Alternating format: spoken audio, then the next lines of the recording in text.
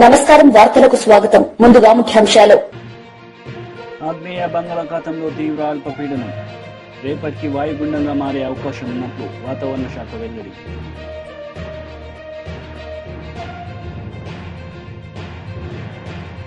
కలెక్టర్ల కాన్ఫరెన్స్ లో పాల్గొన్న సీఎం చంద్రబాబు నాయుడు.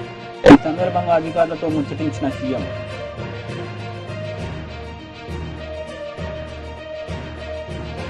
ప్రకాశం జిల్లా స్థానిక ప్రతినిధులతో మాజీ సీఎం జగన్ సమావేశం. ప్రతినిధులకు దిశానిర్దేశం.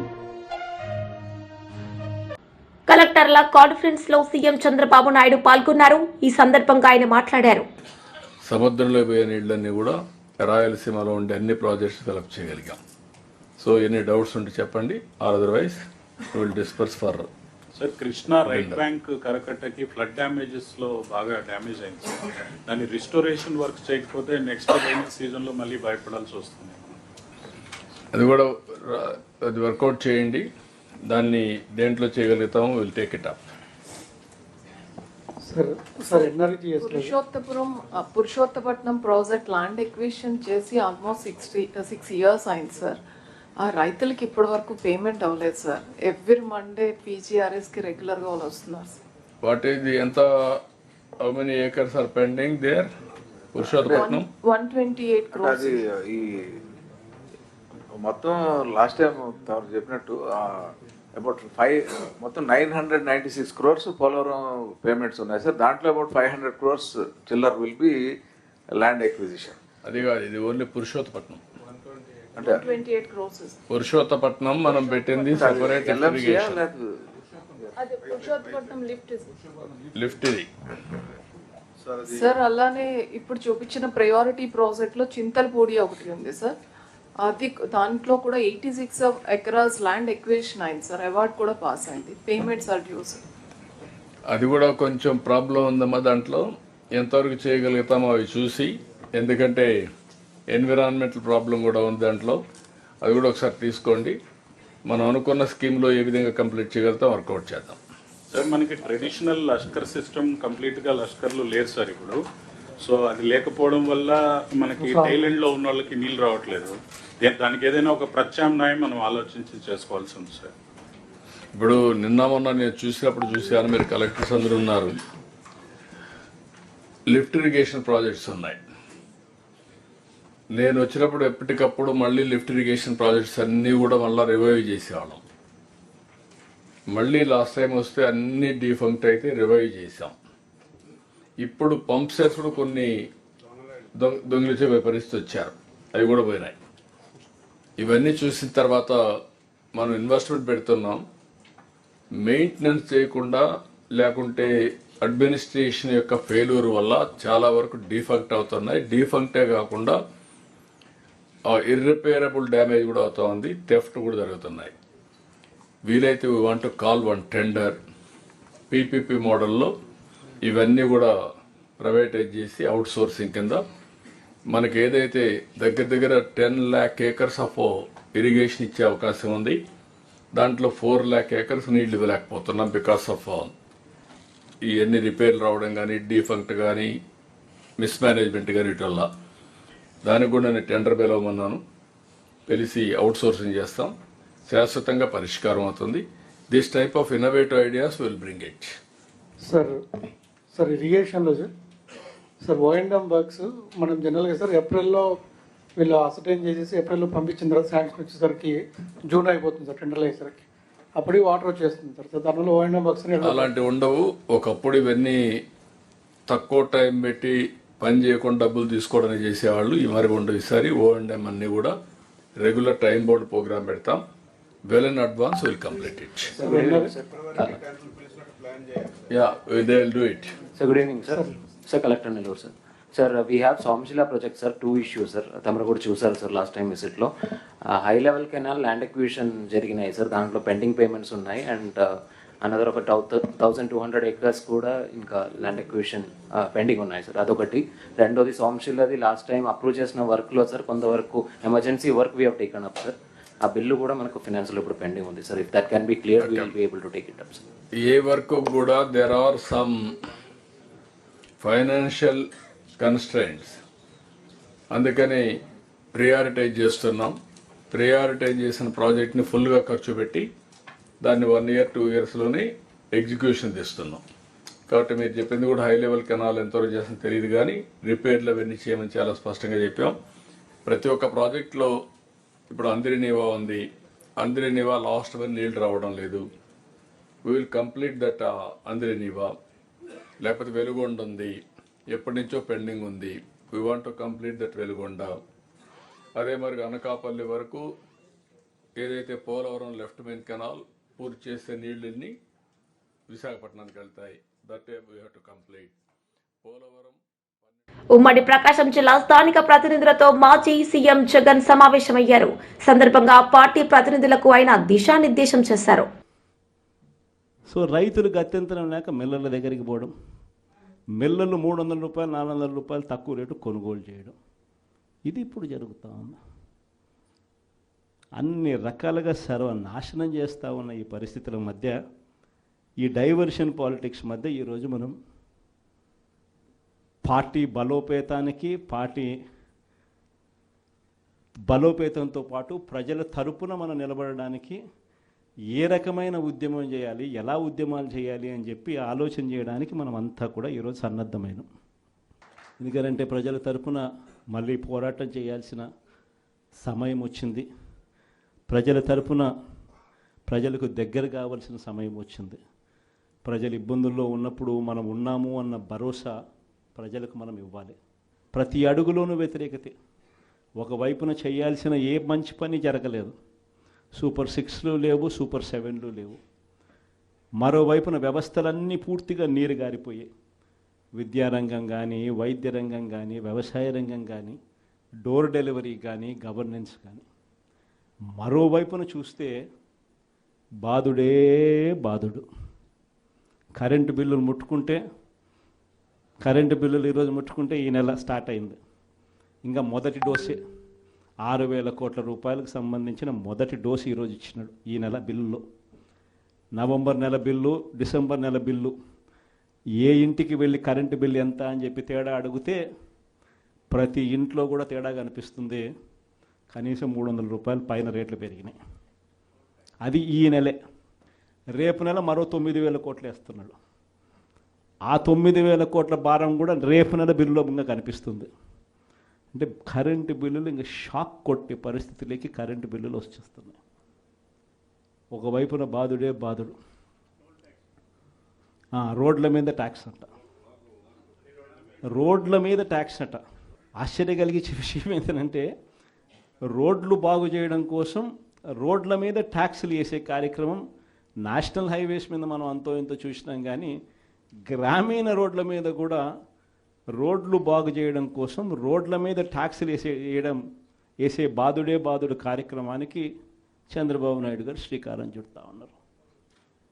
ఆశ్చర్యం నిజంగా ఏమిటంటే, ఆయన హయాంలో మన హయాంలో రెండు తేడా చూస్తే, రోడ్ల మీద మనం ఖర్చు పెట్టింది 43,000 కోట్ల చిల్లర అయితే ఆయన హయాంలో ఖర్చు పెట్టింది 27,000 కోట్ల చిల్లర మాత్రమే. అక్కడ కూడా మనమే ఇన్ని సంక్షేమ పథకాలు చేస్తూ కూడా అక్కడ కూడా మనమే ఎక్కువ ఖర్చు పెట్టాం. ఈరోజు చంద్రబాబు నాయుడు గారి హయాంలో సంపద సృష్టి అని అంటే దాని అర్థం బాధుడే బాధుడు. ఇది చంద్రబాబు నాయుడు హయాంలో డెఫినిషన్ సంపద సృష్టికి సంబంధించి. ఒకవైపునేమో మనం కడతా ఉన్న మెడికల్ కాలేజీలు అమ్ముతానంటాడు. మరోవైపున మనం కడతా ఉన్న పోర్టులు, ఎందుకు మీ రామాయపట్నం పోర్టు దశాబ్దాలుగా చూస్తూ ఉన్నాం. ఎవడన్నా పోర్టు కట్టాడా? ఈరోజు ఆ పోర్టు దాదాపుగా పూర్తిగా వస్తూ ఉంది. దాదాపుగా పోర్టు పూర్తిగా వస్తూ ఉంది. సముద్రంలో నుంచి షిప్ కూడా తీసుకొని రావచ్చు.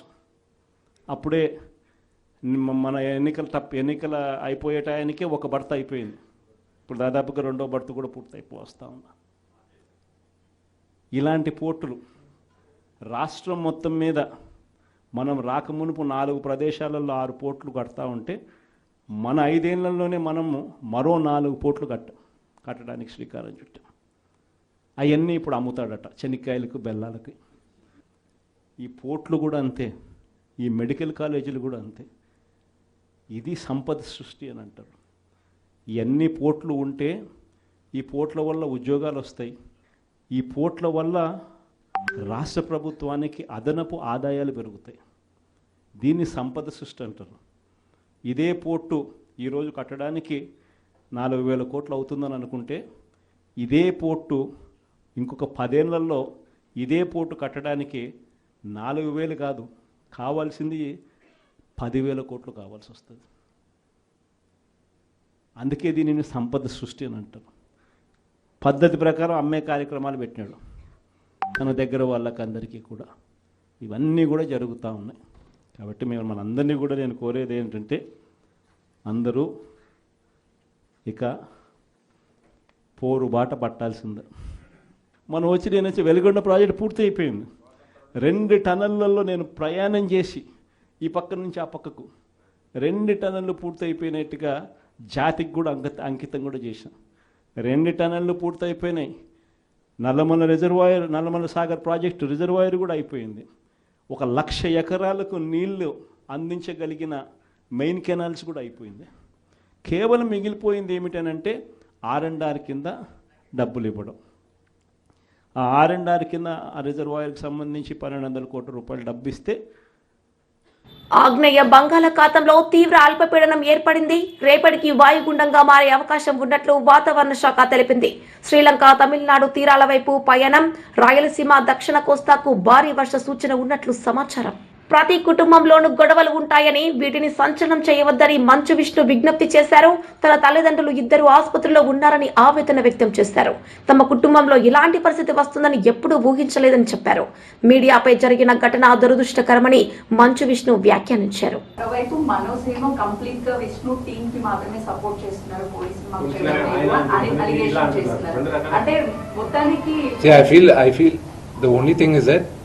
I leave you to judge it. నిన్న రాత్రి జరిగిన సంగతి యూ సాట్. మీ ఇళ్ళకి వచ్చి ఎవరైనా ఒక 20 మంది వచ్చి మీ గేట్లు పగలగొట్టి లోపల తండ్రిగా కూర్చొని ఉంటే తండ్రి పైకి వెళ్తారా అనే క్వశ్చన్ మీకే వదులుతున్నా. నేను చావనైనా చేస్తాను కానీ అలాంటి పని చేయండి. మా నాన్న నోరు మూసుకో అంటే షడప్. నేను కంపల్సరీ చెప్పాను కదండి, కమిషనర్ గారికి నేను రెస్పెక్ట్ ఇస్తాను. I give respect to the chair and I'll go. నాన్నగారికి ఇప్పుడు న్యూస్ బులెటిన్ ఇప్పుడే వచ్చింది కదా, medical bulletin. So once the CT scan is over and everything is over, నా పరిస్థితి ఇట్స్ యూనో కదిపితే ఏడ్చేటట్టున్నా. My mother's not feeling well at one side. అంటే మనోజ్ గారు ఆయన భార్య వచ్చిన తర్వాత మారిపోయాడు, వాళ్ళిద్దరు కలిసి ఇది అంతా చేస్తున్నారు అనేసి చెప్పారు. నాన్నగారు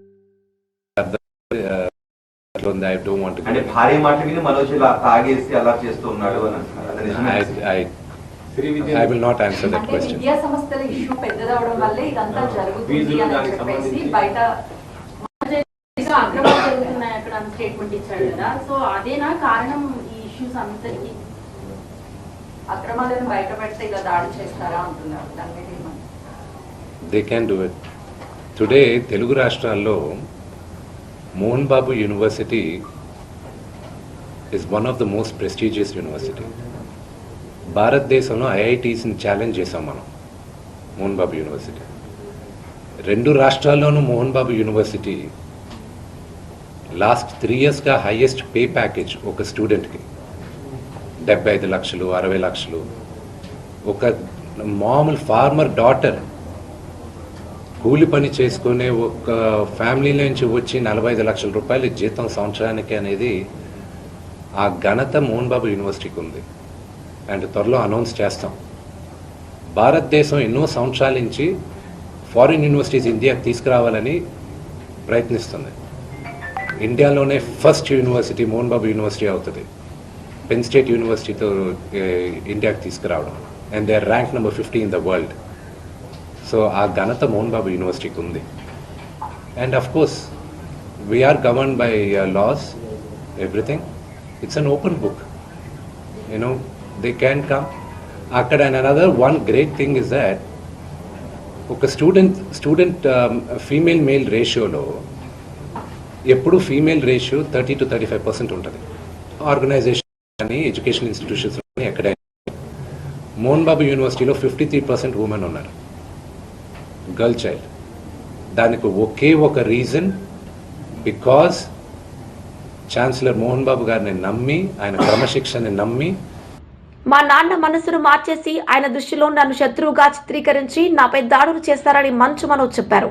సిబి కార్యాలయానికి వెళ్లే ముందు మీడియాతో మాట్లాడిన మంచు మనోజ్ కంటతడి పెడుతూ భావోద్వేగానికి గురయ్యాడు.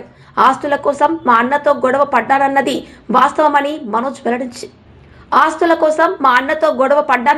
అవాస్తవమని మనోజ్ వెల్లడించారు. నేను ఎవరిపైన దాడి చేయలేదని, ఏదైనా ఉంటే సీసీ కెమెరాలు బయట పెట్టాలన్నారు. నేను ఆస్తి కోసమో డబ్బు కోసమో ఈ పోరాటం చేయట్లేదు. ఎందుకంటే ఇది పోరాటం కూడా కాదు, ఇది ఆత్మగౌరవానికి సంబంధించింది, నా భార్య పిల్లల సేఫ్టీకి సంబంధించింది. ఇది నాతో ఒక మగాడిగా నాతో డైరెక్ట్గా వచ్చి నాతో ఏం చేసినా పర్వాలేదు. నా భార్య పేరు ఇంక్లూడ్ చేయడం, నన్ను తొక్కేదానికి, నా 7 నెలల పాపని ఇంక్లూడ్ చేయడం, నా బిడ్డల ఇంట్లో ఉండగానే అలా బిహేవ్ చేయడం కరెక్ట్ కాదు. ఈరోజు పోలీస్ దగ్గరికి నేను వెళ్ళి ప్రొటెక్షన్ అడిగాను. నేను మొన్న వచ్చి అడిగినప్పుడు మీకు అన్ని ఎవిడెన్స్లు ఇస్తాను, ఎస్ఐ గారు ఇక్కడి నుంచి వచ్చి నేను ఇస్తాను సార్ ప్రొటెక్షన్ చూపించాను, బౌన్సర్లు అందరూ అక్కడికి దాక్కున్నారని చూపించాను. అది కొంచెం చూసి ఓకే సార్ మీరు ధైర్యంగా ఉండండి, మేము ఎక్కడికి వెళ్ళట్లేదని చెప్పి మాట్లాడి పారిపోయారు. ఇప్పుడు కానిస్టేబుల్స్ వచ్చి అందరినీ, నా మనుషులందరినీ భయపించి ఇప్పుడు వాళ్ళ పేర్లు తీసుకొని బెదరగొట్టి మా మనుషులు పంపించేసి వేరే బాడీ గార్డ్ లోపల పంపించున్నారు సార్. ఏం జరిగిందండి అసలు? జరగదు కాదు సార్. ఫస్ట్ డిపార్ట్మెంట్ ఎందుకు వన్ సైడ్ తీసుకుంటున్నారు? కంప్లైంట్ తీసుకున్న తర్వాత వాళ్ళకి ఏ అధికారం ఉంది? నా ప్రొటెక్ట్ చేసే మనుషులు పంపించేదానికి అధికారం ఉంది. ప్రపంచంలో నా అందరినీ కలుస్తాను సార్, బయలుదేరుతాను. సీసీటీవీ కెమెరాలు తెప్పిండి సార్. నేను కిరణ్ని, విజయ్ని ఇమ్మీడియట్గా తీసుకొని యాక్షన్ తీసుకోండి, వాళ్ళే దొంగతనం చేశారని చెప్పాను. ఆ కిరణ్ నిన్న మా ఇంట్లో మొన్న చెప్తే నేను చూసుకుంటా అన్నారు. నిన్న మా ఇంట్లోనే తిరిగాడు. మా ఇంట్లోనే తిరిగి మా నానీస్ని బెదిరించి ఒక అమ్మాయి పారిపోయేలాగా చేశారు నిన్న. నాకు మా నాన్న దేవుడండి. ఈ రోజైతే ఏదైతే చూస్తున్నారో మా నాన్నని, ఇది మా నాన్న కాదండి. నేను అబద్ధాలు ఆడేవాడిని కాదు. విజయ్ అనే వ్యక్తి నిన్న అంత చెప్పిన తర్వాత కూడా మా ఇంట్లోనే నన్ను కొట్టేటప్పుడు అతని కారు నింది వెనకాల నుంచి అలా వెళ్ళిపోయారు అందరు ఉండగానే. అన్ని కంప్లైంట్లు పెట్టిన తర్వాత కూడా మా ఇంట్లో ఎందుకున్నాడు ఆ దొంగ? మా నాన్న మీ షోల్డర్ మీద గన్ను పెట్టి కాలుస్తున్నారండి, క్లియర్గా కాలుస్తున్నారు. ఆయన నేను పనులు చేసుకుంటూ అన్ని రకరకాలుగా ఉన్నప్పుడు ఆయన బ్రెయిన్ వాష్ చేసుకొని నా వ్యక్తిగత జీవితంలో బయటపెట్టి నన్ను, నా వ్యక్తిగత జీవితం తప్ప అది కూడా నేనేం తప్పు చేయలేదండి. నేను ప్రేమించిన అమ్మాయిని పెళ్లి చేసుకున్నాను, ఆ అమ్మాయి కోసం పోరాడాను. దాంట్లో తప్పేంటంటే నాకు అర్థం కావట్లేదు. ఎక్కడ సైన్ పెట్టమంటే పెట్టాను, రమ్మంటే వచ్చాను, పొమ్మంటే పోయాను. ఎన్ని సినిమాలు చేయమంటే అన్ని సినిమాలు చేశాను. అన్న కంపెనీల్లో పనిచేశాను, సాంగులు చేశాను, వాళ్ళకి రికార్డింగ్లు చేశాను, ఫైట్ డైరెక్షన్లు చేశాను. ఎంతో గొడ్డులా కష్టపడాను, మనసు పూర్తిగా సంతోషంగా చేశాను. నాకు ₹1 అడిగింది లేదు, ఆశించలేదు. నేను దానికోసం నాకు కావాలి, నేను పనిచేసిన దానికి కూడా నేను అడగట్లేదు. క్యారెక్టర్ అసాసినేషను నేను చేయని దానికి చేశారు అని, నా భార్య వచ్చిన తర్వాత నేను చెడ్డోడినయ్యానని.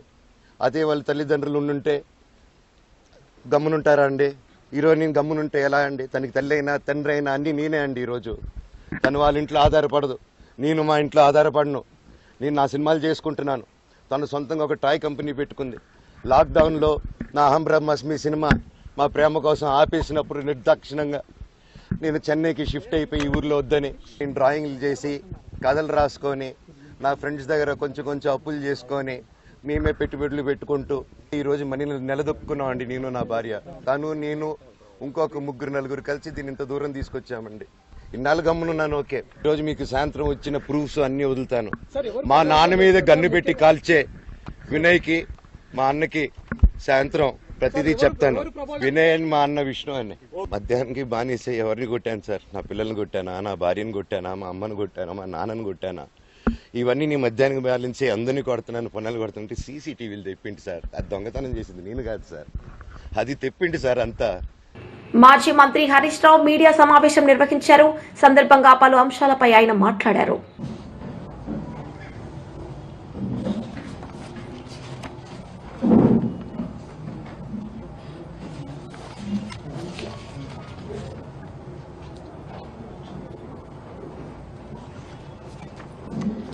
ఈ మధ్య గౌరవనీయులు మన రాష్ట్ర ముఖ్యమంత్రి గారు రేవంత్ రెడ్డి గారు తెలంగాణ ఉద్యమం గురించో తెలంగాణ రాష్ట్ర ఏర్పాటు గురించి ఆయన మాట్లాడడం వింటే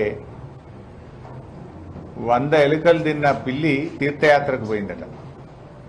అంటే దయ్యాలు వేదాలు వల్లించినట్టుగా రేవంత్ రెడ్డి గారి యొక్క వ్యాఖ్యలు, ఆయన యొక్క చర్యలు ఉన్నాయి. డిస్టర్బ్ చేయకుండా బిడ్డ, ఎందుకు 25 నిమిషాలు డిస్టర్బ్ చేయాలి? బతిలాట కూడా చేస్తారు ఇంద్ర బిడ్డ. సో రేవంత్ రెడ్డి గారి వ్యాఖ్యలు దయ్యాలు వేదాలు వల్ల ఇచ్చినట్టున్నాయి. సరే, రేవంత్ రెడ్డి గారు చరిత్రలో ఎప్పుడన్నా ఒకనాడు జై తెలంగాణ అన్నది లేదు, ఒకనాడు అమరవీరుల స్తూపం దగ్గర 2 పూలు పెట్టింది లేదు, ఉద్యమంలో ఒకనాడు రాజీనామా చేసిన పాపాన పోలేదు. ఏ ఒక్క రోజు కూడా ఆయన ఉద్యమంలో పాల్గొన్నటువంటి వ్యక్తి కాదు. ఇవాళ ఆయన మాట్లాడే వ్యాఖ్యలు, అంటే డిసెంబర్ 9వ తేదీ తెలంగాణ ప్రకటన వచ్చిందంటే అది కేసీఆర్ గారి ఆమరణ దీక్ష ఫలితం, తెలంగాణ ప్రజల పోరాట ఫలితం. డిసెంబర్ 9, 2009 తెలంగాణ రాష్ట్ర ఏర్పాటు ప్రకటన. కానీ ఇవాళ ఎవరో దయాదాక్షిణ్యాల మీద తెలంగాణ వచ్చింది అని రేవంత్ రెడ్డి గారు మాట్లాడడం అంటే ఇది తెలంగాణ ఉద్యమకారులను అవమానించడం, తెలంగాణ అమరులను కూడా, త్యాగాలను కూడా అవమానించడమే అవుతుంది. తెలంగాణ చరిత్ర అంతా కూడా చూస్తే కాంగ్రెస్ పార్టీదంతా కూడా ద్రోహ చరిత్ర. తెలంగాణకు నంబర్ 1 విలనే కాంగ్రెస్ పార్టీ. అడుగడుగున తెలంగాణ ప్రజల ఆకాంక్షను కాలరాసిన పార్టీ కాంగ్రెస్ పార్టీ. ఉద్యమాలను అణచివేసిన పార్టీ కాంగ్రెస్ పార్టీ. ఎంతో మంది ప్రాణాలను బలిగొన్న పార్టీ కాంగ్రెస్ పార్టీ. అసలు మొట్టమొదలు ఆంధ్రప్రదేశ్తో కలవము, మా రాష్ట్రం మాకే ఉండాలంటే కూడా ఆనాడు ఆంధ్ర నాయకుల లాబీయింగ్కు తల ఒగ్గి ఉన్న తెలంగాణను ఆంధ్రాలో కలిపిందే కాంగ్రెస్ పార్టీ. 60 ఏళ్లు తెలంగాణ ప్రజలు అనుభవించిన గోస, కష్టం, జరిగిన అన్యాయానికి బాధ్యత కాంగ్రెస్ పార్టీది. ఫజల్ అలీ కమిషన్ సిఫార్సులను తుంగలో దొక్కింది నెహ్రూ గారి రాజ్యం అయితే 69 ఉద్యమాన్ని ఇనుపకాలతో తొక్కింది ఇందిరమ్మ రాజ్యం. అసెంబ్లీ ముందు అమరవీరుల స్తూపం ఏదైతుందో ఆ స్తూపమే కాంగ్రెస్ జరిపిన దమనకాండకు. వార్తలు ముగించే ముందు ముఖ్యాంశాలు మరోసారి. ఆగ్నేయ బంగాళాఖాతంలో తీవ్ర అల్పపీడనం, రేపటికి వాయుగుండంగా మారే అవకాశం ఉన్నట్లు వాతావరణ శాఖ వెల్లడి.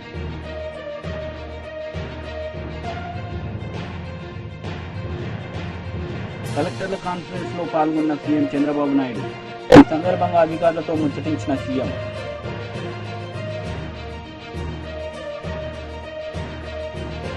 ప్రకాశం జిల్లా స్థానిక ప్రతినిధులతో మాజీ సీఎం జగన్ సమావేశం. ప్రతినిధులకు దిశానిర్దేశం.